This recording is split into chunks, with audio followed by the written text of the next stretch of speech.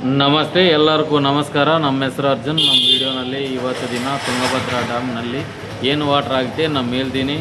ನಮ್ಮ video subscribe ಮಾಡಿ, share ಮಾಡಿ, ಲೈಕ್ ಮಾಡಿ.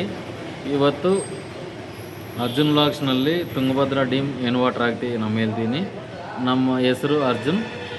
ಇವತ್ತು 13/8/26 సంవత్సర అయితే ಇವತ್ತು గురువార ఏం వాటర్ ఆగితే నమ్మి వెళ్ತೀನಿ. ఇక తెలుగులో చూసుకున్నట్లయితే అందరికీ నమస్కారం అండి. మీరు చూస్తున్నారు అర్జున్ వ్లాగ్స్ అనే యూట్యూబ్ ఛానల్. మన ఛానల్కి ఎవరైనా కొత్తగా వచ్చింటే సబ్స్క్రైబ్ చేయండి, లైక్ చేయండి, షేర్ చేయండి. అందరికీ ధన్యవాదాలండి. ఇంతగా సంతోషపడి ఇప్పుడు నీళ్లు రాబోతున్నాయి అంటే ఇప్పుడు నీటిని సద్వినియోగం చేసుకునే అవకాశం చేస్తున్నారు. అనేకల వరకు అయితే నీళ్లు వచ్చినాయి అన్నమాట తాగునీటి అవసరాల కోసం. ఇప్పుడు మనకు డ్యాంలో ఇన్ఫ్లో కూడా భారీగా పెరుగుతోంది. ముఖ్యంగా చూసుకున్నట్లయితే ఈరోజు కూడా సాయంత్రానికి వర్షాలు అయితే భారీగా వచ్చే అవకాశం అయితే కనిపిస్తుంది అనమాట. ముఖ్యంగా చూసుకున్నట్లయితే 13/8/2026 సంవత్సరం ఈరోజు ఇన్ఫ్లో 28,269 క్యూసెక్స్ అయితే రావడం జరిగింది. అంటే దరిదాపు ఒక 2.5 టీఎంసీ అయితే రావడం జరిగింది. ఎల్బీ ఎల్ఎల్సీకి అంటే లెఫ్ట్ బ్యాంక్ ఎల్ఎల్సీకి అయితే 1000 క్యూసెక్లు అయితే ఎత్తడం జరిగింది. అలాగే ఆర్బీ హెచ్ఎల్సీకి అయితే 1699 క్యూసెక్స్ అయితే ఎత్తడం జరిగింది.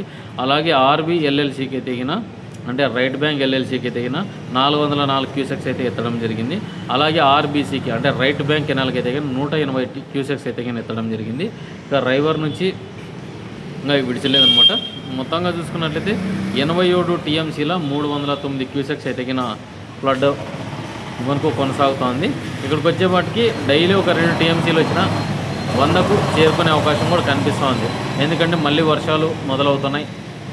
ఎందుకంటే మధ్యప్రదేశ్లో భారీ వర్షాలు కురిసి మిర్చి తోటలు అలాగే మొక్కజొన్న అపరాల పంటలు కూడా చాలామంది నష్టపోయి ఉన్నారన్నమాట. ముఖ్యంగా ఇక్కడికి వచ్చేపాటికి చూసుకున్నట్లయితే ఇన్ఫ్లో 28,000 చిల్లర రావడం జరిగింది. అలాగే ఎల్బిఎల్ఎల్సీకి అలాగే రైట్ బ్యాంక్ హెచ్ఎల్సీకి అలాగే రైట్ బ్యాంక్ ఎల్ఎల్సీకి కూడా వదలడం జరిగింది. అలాగే రైట్ బ్యాంక్ కెనాల్ కూడా వదలడం జరిగింది. అంటే 4 వైపులా కూడా నీళ్ళు అనేటివి అందిస్తున్నారు.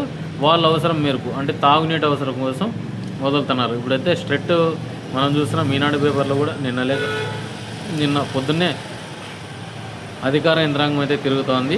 ఈ సాగునీటి కాకుండా తాగునీటికి అయితే అందించాలన్న సెంటెన్స్తో చాలామంది అధికారులు అయితే తిరుగుతున్నారు. కలెక్టర్ ఆదేశాల మేరకు ఇవి ఓన్లీ మనం చూసుకున్నట్లయితే తాగునీటి అవసరాల కోసమే చూసుకోవాల్సిన పరిస్థితి అయితే ఏర్పడిందనమాట.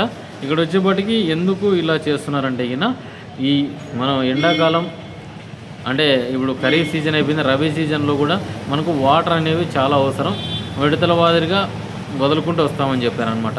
ఇప్పుడు 2 నెలలు 3 నెలలు 4 నెలలు ఇలా చూసుకున్నట్లయితే 4 నెలల వరకు నీళ్లు అక్కడ ఎంత వెసులుబాటు ఉందో అంత వెసులుబాటు ప్రకారమే మనకు నీళ్ళు అనేవి విడిచడం జరుగుతుందన్నమాట. ఇక్కడికి వచ్చేప్పటికి 13వ తారీఖు 87 టీఎంసీలు ఉంది కదా.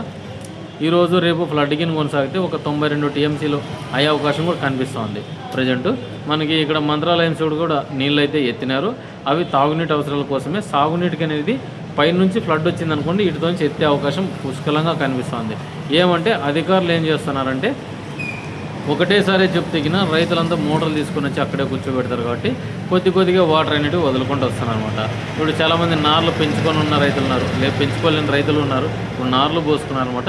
అంతా ఎక్కడ చూసినా కూడా మిర్చి. ఎందుకంటే మిర్చి ధర హైక్ ఉండడం, పోయినసారి లాభాలు గడించడం, ఈసారి మళ్ళీ లాభాలు గడిస్తామన్న సంకోచంలో చాలామంది వేసుకున్నారు. అంటే సందిగ్ధత వస్తుందా పోతుందా ఈ డైలమాలోనే ఉందన్నమాట.